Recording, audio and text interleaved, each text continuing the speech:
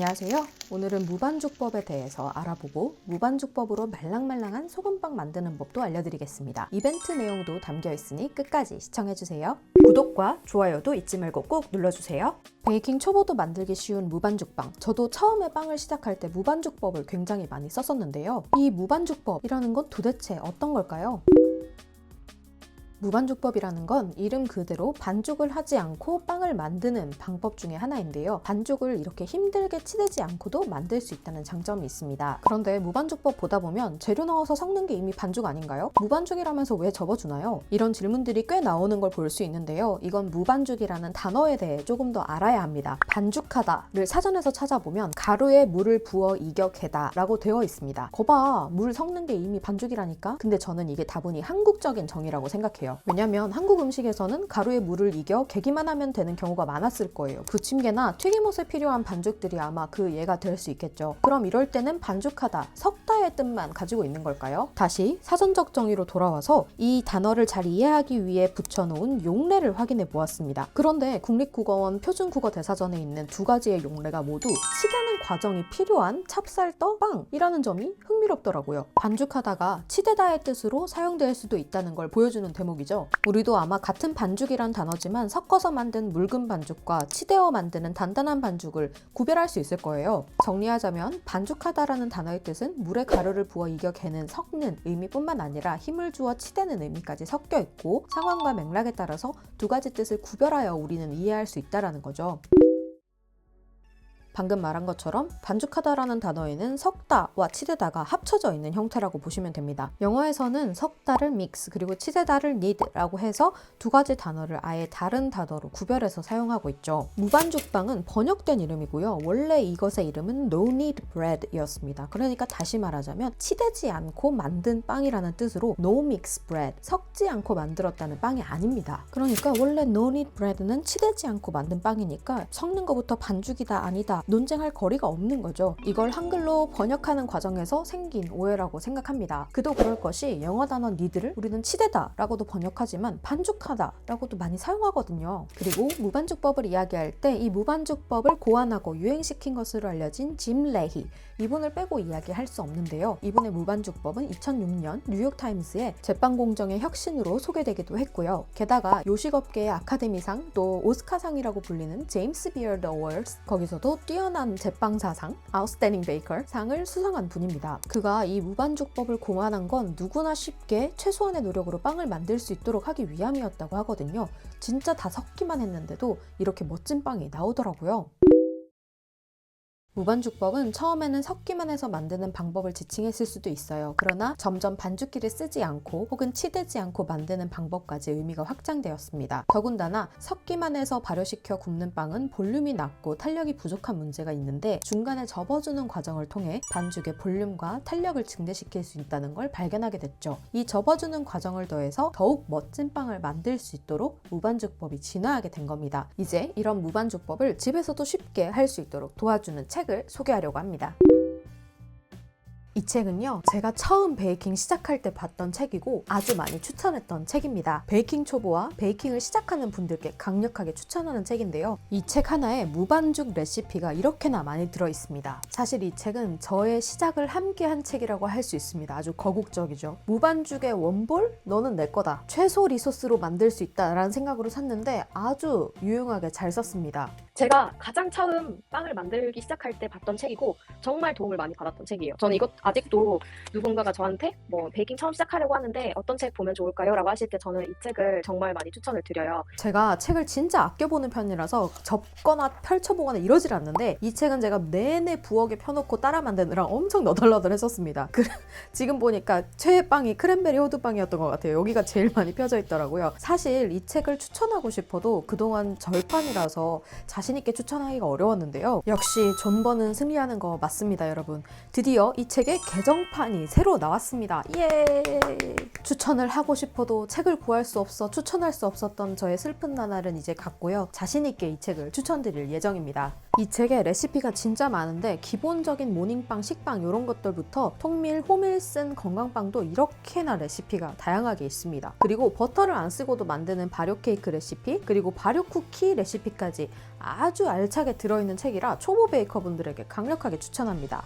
이 책을 추천하는 이유는요. 첫 번째, 장비가 필요 없는 레시피입니다. 두 번째, 레시피가 굉장히 다양해서 여기 있는 빵만 만들어도 61가지를 만들 수 있어요. 세 번째, 초보도 따라하기 쉬운 무반죽법으로 만들기 때문에 누구나 쉽게 따라할 수 있습니다. 한 권 소장해 두시면 오래오래 꺼내보면서 만들기 좋은 책이 될 겁니다. 저한테는 베이킹에 흥미를 느낄 수 있게 도와준 아주 고마운 책인데요. 여러분들도 그 재미를 느꼈으면 하는 마음에 이벤트를 준비했습니다. 무반죽 원볼 베이킹 읽어보시고 예쁘게 리뷰해 주실 분들 계시다면 추첨을 통해서 10분께 무반죽 원볼 베이킹 책을 선물로 드립니다. 자세한 내용은 더보기에 적어둘게요. 얼마 전에 제가 유튜브 그리고 인스타에서 어떤 무반죽 빵을 만들어 보면 좋을까요? 설문조사 했잖아요. 그래서 오늘 만들어 볼 빵을 선정했습니다. 여러분들의 설문 결과로 소금빵이 당첨됐습니다. 투표해주신 많은 분들 감사드리고요. 저도 진짜 오랜만에 이 책을 보면서 빵을 만들어 봤는데 진짜 쉽고 맛있더라고요. 자세하게 만드는 법도 알려드릴게요.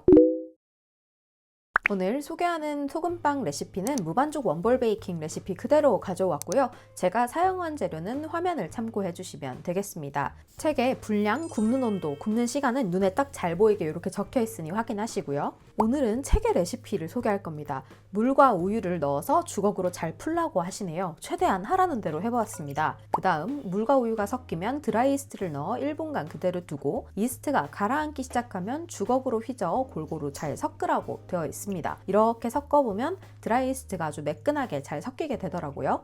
그 다음 설탕과 소금을 넣고 가볍게 섞어줍니다. 아무래도 치대는 과정이 없다 보니까 미리 재료들을 잘 섞어주는 게 중요한 것 같아요. 그 다음 카놀라유를 부어서 액체 재료에 잘 퍼지도록 충분히 섞으라고 되어 있습니다. 카놀라유 대신 포도씨유나 유채씨유, 향이 없는 오일 쓰셔도 괜찮습니다. 그 다음에 밀가루를 넣어주는데요. 밀가루를 넣고 밀가루가 보이지 않을 때까지 주걱으로 반죽하라고 되어 있습니다. 주걱으로 슬슬 섞는데 이 반죽 자체가 수분율이 높아서 힘들지 않았고 2-30초 섞으니까 날가루가 안 보이더라고요. 그 다음엔 볼에 랩을 씌우고 15에서 25도 정도 되는 실온에서 15분간 휴지시킵니다. 이게 손으로 안 섞어도 되니까 너무 편하고 좋더라고요. 막 반죽하면 손에 다 묻는 거 아시죠? 이제 첫 번째로 반죽을 저어줄 겁니다. 손에 물을 묻혀서 반죽을 접고 그릇을 90도로 돌려가며 8번 접는다. 지금 반죽 모양은 거의 울퉁불퉁한 밀가루 덩어리지만 열심히 접어봅니다. 마지막은 그냥 살짝 제 맘대로 말아줘 봤고요. 휴지 접기 과정을 4회 또는 5회 반복한다 라고 되어 있습니다. 15분 뒤에 올게요. 두 번째 접기 시작입니다.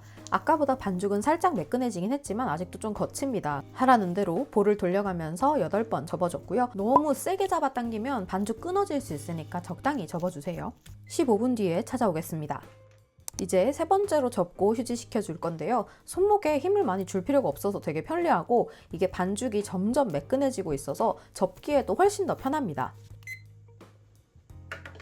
이제 네 번째로 접어줄 건데요. 반죽을 보니까 글루텐이 너무 예쁘게 짱짱하게 잘 잡히는 거예요. 치대지도 않았는데 이게 웃기는 게 예전에 할 때보다 더 놀라면서 만들고 있습니다. 책에 적혀있던 팁이었는데요. 접는 동안에는 최대한 발효가 일어나지 않는 것이 좋대요. 이후에 1, 2차 발효 과정이 다 있기 때문에 접는 동안에 발효가 일어나면 과발효가 되기 쉽다고 하더라고요. 4번 접어주니까 반죽도 훨씬 부드러워지고 표면도 많이 매끄러워졌습니다. 이제 만약 나는 시간이 없다 그럼 냉장 발효 후에 만드시면 되고요. 아직 시간이 있다 하시면 저랑 계속 같이 가시면 됩니다. 저는 실온에서 계속 한번 진행해 봤습니다.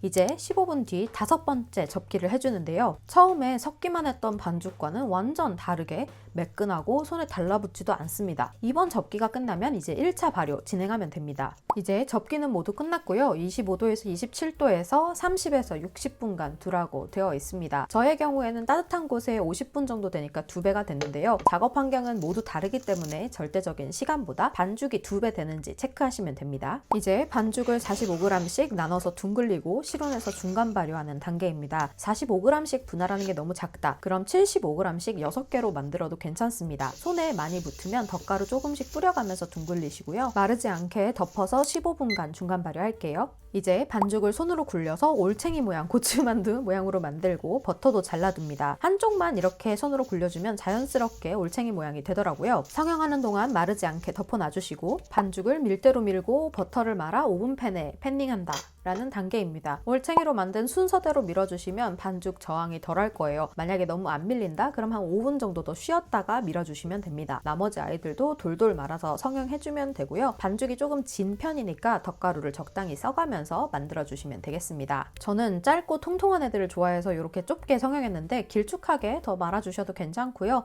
이런 거 괜히 빨리 감기 하면 좀 있어 보여서 괜히 한번 넣어봤습니다. 이제 따뜻한 곳에서 40에서 50분 동안 반죽이 2.5배 부풀게 둡니다. 항상 작업 시간보다 반죽의 상태로 판단하시는 거 잊지 마시고요. 네, 이렇게 발효가 완료된 소금빵입니다. 동글동글하게 잘 부풀었죠? 오븐은 30분 전부터 한 220도 정도 충분히 예열하고 소금 뿌려서 오븐에 넣는데 책에서는 스팀을 내고 210도 15분 구우라고 되어 있어요. 책에서는 돌을 넣고 같이 예열해서 뜨거운 물을 부어 스팀을 주라고 하지만 돌 따로 준비하기 귀찮으신 분들은 저처럼 물을 전체적으로 분사해주고 그 위에 소금을 뿌려주는 거예요. 오븐 팬에도 물이 촉촉하게 고이도록 충분히 뿌려주세요. 이제 오븐에 넣고 구워주면 되는데요. 레시피에서 나오는 온도와 시간은 각자의 오븐에 따라 달라질 수 있기 때문에 항상 상태를 보면서 시간과 온도를 조절하세요. 네, 이렇게 치대지 않고 만든 무반죽 원볼 소금빵이 완성되었습니다. 동글동글한 게 너무 귀엽게 생기지 않았나요? 소금빵 대유행하기 전부터 이 책에 이 레시피가 있길래 소금빵? 뭐 소금 들어간 건가? 하면서 맨날 크랜베리 호두빵만 구웠던 것 같은데 사람은 아는 만큼 보이는 게 맞는 것 같습니다. 이렇게 유행할 줄 몰랐죠. 여러분들이 쭉 보셨겠지만 손이나 손목에 힘들이지 않고 접어서만 만들었어요. 실온에서 쭉 만들어도 좋지만 자기 전에 섞어 놓고 그 다음날 아침에 일어나서 구워도 참 좋은 레시피입니다. 이 레시피대로 만들었더니 엄청나게 말랑하고 부드러운 식감이 되더라고요. 말랑한 소금빵 특히 좋아하시는 분들이라면 이 책 사셔서 꼭 한번 만들어 보세요.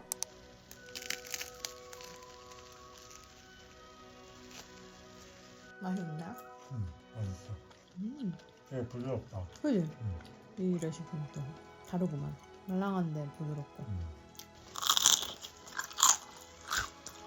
사실 10개 분량이 우리 집에 많지 않을까 했어요. 제가 좀 쉽게 물려하는 편이라서. 근데 나오자마자 2개씩 조졌고요. 금방 없어지더라고요. 맛있어가지고. 딱 집에서 만들면 좋은 분량으로 레시피가 짜여 있어서 레시피 따로 뭐 줄이거나 할 필요 없는 것도 이 책의 좋은 점인 것 같습니다. 하지만 소금빵은 이 책 속 60여 개의 레시피 중 하나일 뿐입니다, 여러분. 쉽고 맛있는 홈베이킹 하기 위해서 꼭 필요한 책이라고 저는 자신 있게 추천드릴 수 있습니다.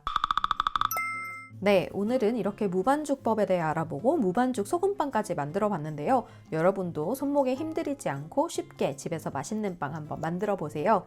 궁금하신 점 있으시다면 댓글로 언제든지 남겨주시고요. 다음에도 쉽고 재밌는 빵 레시피로 찾아오겠습니다. 준비한 이벤트도 많이 참여해 주시고요. 그럼 오늘도 즐거운 빵 탐험하세요.